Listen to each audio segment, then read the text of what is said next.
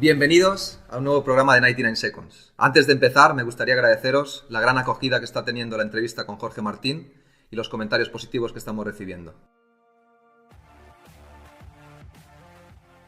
Desde 2017, Portimao ha sido la pista reserva de MotoGP y finalmente en 2020 acogió la season finale de la temporada. El circuito fue estrenado en 2008 por la Superbikes y bueno, es un circuito único y especial porque literalmente los pilotos en muchas curvas vuelan.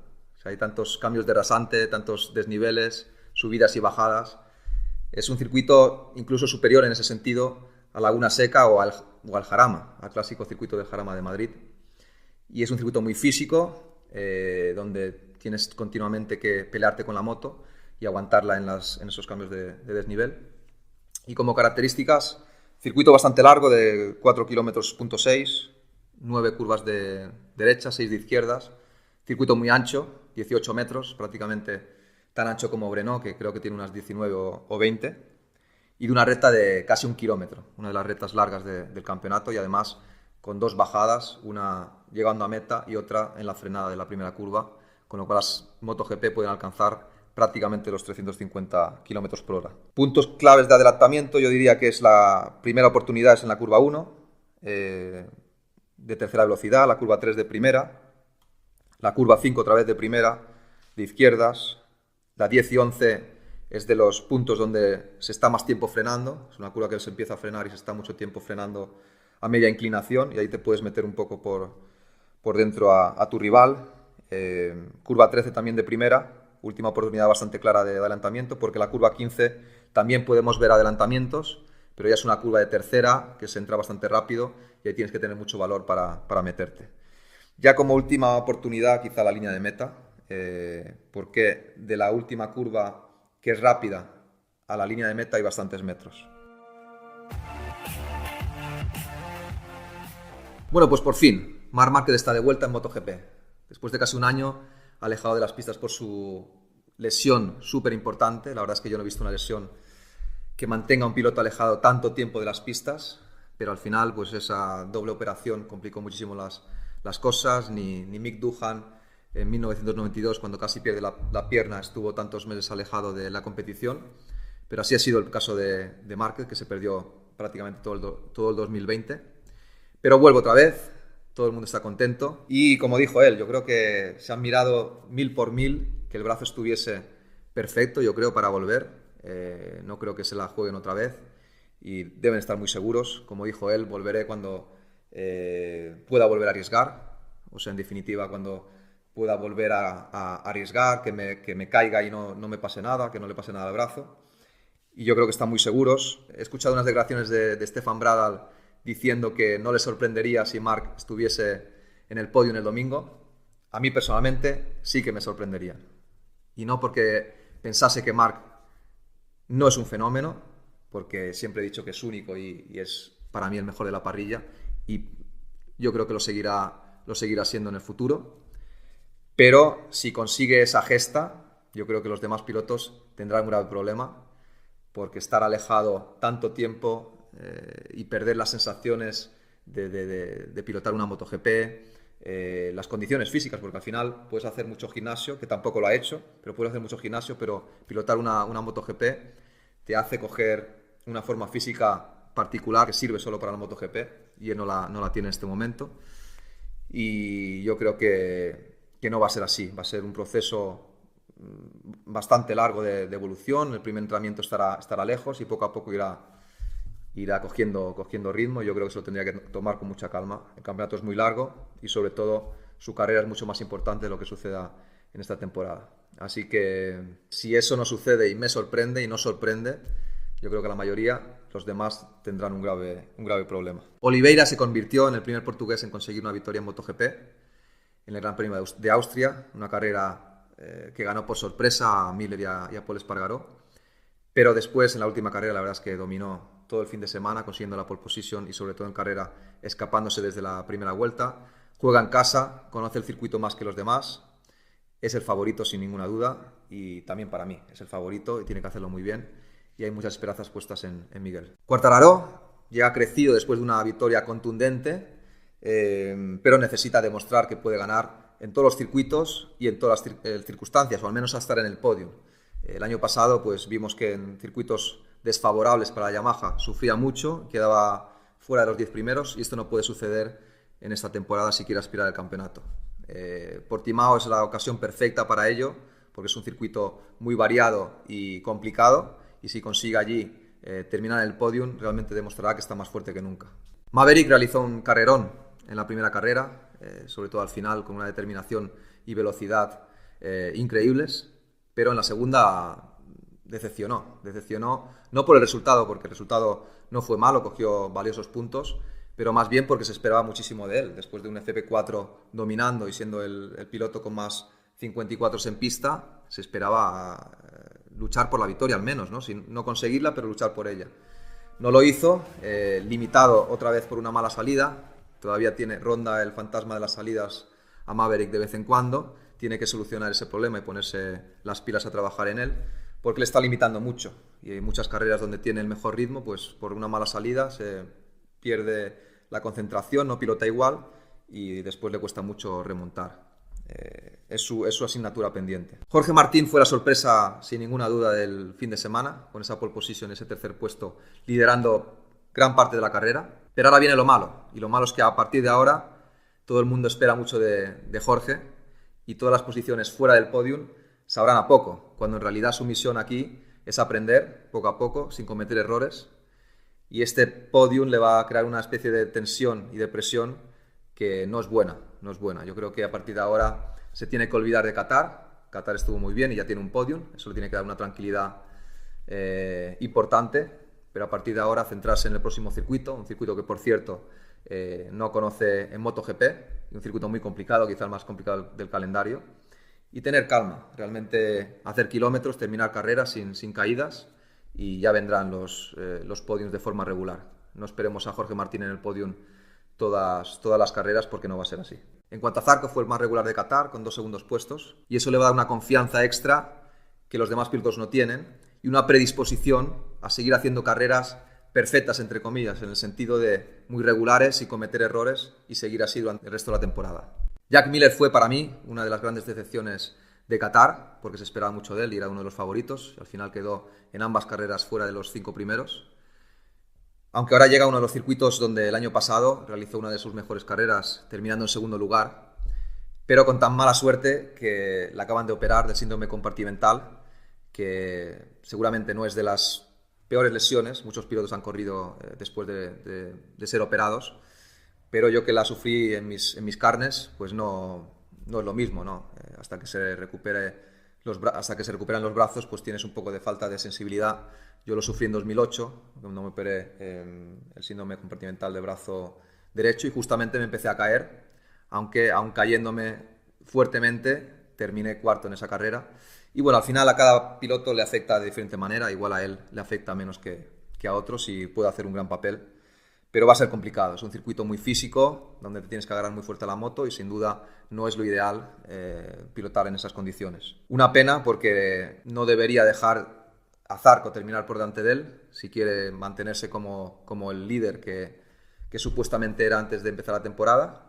Pero bueno, todo es posible en MotoGP. Tengo que decir que Aleix me sorprendió sobre todo en esa segunda carrera, porque esperaba, como dije, que Paul, que le faltaba experiencia con la Honda, terminase por delante de él, y al final no sucedió.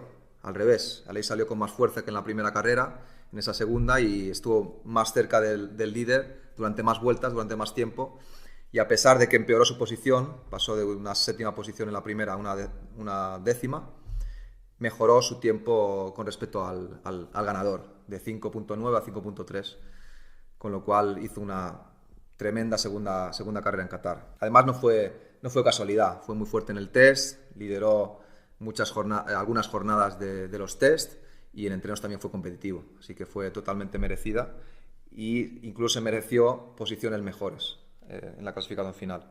Portimao, el año pasado terminó 8º, una gran posición, un poco lejos del ganador, pero hay que decir que la carrera se estiró muchísimo en Portimao. Y terminó delante de Viñales, Rossi, Quartararo y Rins, que eran pilotos que consiguieron podios y victorias en 2020. Portimao para mí no es un circuito de una moto en particular, es más de piloto. Todas las motos pueden conseguir ir muy rápido y el piloto marca la diferencia. Paul me sorprendió en su debut, aunque esperaba más en esa segunda carrera de Qatar. No mejoró su distancia con el ganador, más o menos la mantuvo y empeoró varias posiciones. Me esperaba una mejora al tener más kilómetros con la moto, pero no llegó. Pero en general es un debut bastante bueno y puede estar contento. Yo creo que irá mejor carrera tras carrera. Portimao es un circuito bueno para la Honda, como dije antes, con esa quinta y séptima posición del año pasado que consiguieron, y a él se le da bien. Terminó cuarto con la KTM, es un circuito de ser agresivo y él lo es, y yo creo que lo hará bien. Esta anécdota que os voy a contar no sucedió en Portimao, pero sí en Portugal, en el circuito de Estoril 2003. Un año antes debuté en el Mundial con 15 años, mi mejor resultado un séptimo puesto en Brasil, condiciones mixtas, a 34 segundos del ganador. Hasta en ese momento no había conseguido realmente luchar por posiciones importantes. Y KTM había decidido entrar en el asfalto y con ello saqueó básicamente al equipo Derbi. Casi todos los ingenieros del equipo Derbi se fueron a KTM, los ficharon, y Derbi se quedó un poco desnuda en ese sentido. Tuvo que fichar a un técnico belga que se llamaba Olivier Lilloas, técnico con mucha fama de ser muy bueno en los motores, de hacer los motores muy rápidos, subcampeón del mundo con Melandri en el 99.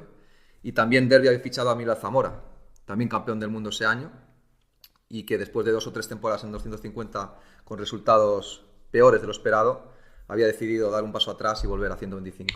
Todas las esperanzas de Derbi pasaban por Emilio. En cambio yo era un chavalín de 16 años y nadie me tenía mucho en cuenta. Tenía que crecer todavía más. Entonces empezó la pretemporada y la moto era bastante desastre. No era competitiva y se rompía muchísimo. Un montón de veces gripé el motor e incluso a veces salí volando y me caí. Y empezó la temporada también sin mucha suerte.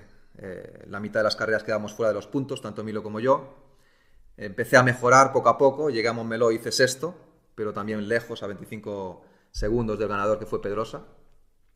Entonces Giampiero Sacchi, que era el director del equipo, tuvo la brillante idea de llevarme ocasionalmente al CEP, al Campeonato de España, un campeonato que dominaba Álvaro Bautista con una Aprilia pintada de los colores del Atlético de Madrid. Entonces llegué allí a Jarama y entonces enseguida hice la pole position y el domingo gané la carrera por delante de Álvaro, que hizo segundo. Y eso ya Giampiero pensando para que me diese confianza después de ganar. Llevaba 2 años sin ganar, mi última victoria fue en el Campeonato de Europa 2001 y mi nivel como piloto había aumentado, pero hacía mucho tiempo que no ganaba y me faltaba autoconfianza. Entonces esa victoria me dio moral, me dio confianza y llegamos a Portugal, al circuito de Estoril, que era la siguiente prueba del Mundial, y ya desde el principio, desde el viernes, fui diferente, fui con más confianza, más convencido y me empezaron a salir las cosas. Y empezó el qualifying, últimos 10 minutos, último neumático blando para hacer el tiempo. Salí de boxes y durante la vuelta me encontré con Pedrosa, miré para atrás, me encontré con Dani, que quería hacer el tiempo y era el más fuerte en ese momento de la categoría, y enseguida me puse detrás de él e intenté que no se me fuese, ¿no? Tiré al máximo, apreté los dientes, pasé por meta, tercer tiempo, primera vez en primera línea de mi carrera, pero claro, hacer una vuelta está muy bien, pero al final la carrera son 20 y pico vueltas y ahí es donde se demuestra si tienes ritmo y velocidad. Salí, me puse a rodar con el primer grupo, pasaban las vueltas y yo seguía ahí. Me empecé a poner tenso, me subieron las pulsaciones porque no estaba acostumbrado a verme con pilotos de la talla de Pedrosa, Perugini, De Angelis, Barberá, Pablo Nieto, Arnaud Vincent. Y bueno, me puse tan nervioso que iban pasando las vueltas. Yo seguía ahí, pero al final me fui cansando. Ellos al final aumentaron un poco el ritmo y se empezaron a escapar. Pero bueno, por primera vez en mi carrera estuve ahí, duró 10 vueltas. Y al final, cuando se escaparon, me quedé con Arnaud Vincent en el segundo grupo y terminé la carrera el quinto y yo sexto. Entonces, todo el equipo de Derbi celebrándolo porque la moto se había empezado a ver ya en las primeras posiciones. Yo también estaba súper contento. Y me acuerdo que Manuel Pecino me vino al box a entrevistar y me dijo, bueno, Jorge, repites resultado como Montmeló, pero esta carrera ha sido mucho más intensa, mucho más interesante. Y le respondí con una mezcla entre timidez y un poco de chulería. Sí, mucho más interesante. Me he puesto ahí a pelear con el primer grupo, que era el objetivo. He durado unas 12 vueltas, que era lo que quería. Y a partir de ahora me voy a crecer. Dije, y le he echado huevos y he estado ahí en el primer grupo, que era lo que quería. Y a partir de ahora me voy a crecer y se verá otro Lorenzo. Bueno, después de 2 semanas nos fuimos a Brasil y los que conozcáis mi carrera sabéis lo que sucedió. Pasé de un 6º puesto a ganar. Sí que se vio un otro Lorenzo. Llega la sección I Told You, como esta taza indica, y voy a intentar adivinar más que las anteriores carreras. Va a ser complicado porque MotoGP es bastante impredecible, pero vamos a intentarlo, ¿no? Pole position, Morbidelli hizo segundo en el qualifying el año pasado, a pocas milésimas de Oliveira. Creo que la Yamaha es más explosiva a una vuelta con neumáticos blandos que la KTM, así que creo que lo puede conseguir. Y para la victoria, si Morbidelli hace la pole position, yo creo que es muy consistente para poderse escapar. Lo pongo como ganador. Oliveira estará otra vez fuerte, creo que hará segundo. Y Zarco me la voy a jugar porque creo que va a querer volver a estar en el podium. Y también está fuerte como Oliveira. Y como sorpresa, si consigue Morbidelli hacer la pole y ganar la carrera, también va a ser la sorpresa, la fuerza, ¿no? Espero vuestros comentarios, vuestras predicciones. El que acierte más lo voy a comparar con mis aciertos en el siguiente vídeo. Y hasta aquí la preview del Gran Premio de Portugal. Quiero desearle a Marc la máxima suerte posible en su vuelta a las pistas. Como todos estamos impacientes de verlo subido a la moto y espero que le vaya todo muy bien. Espero que os haya gustado el programa.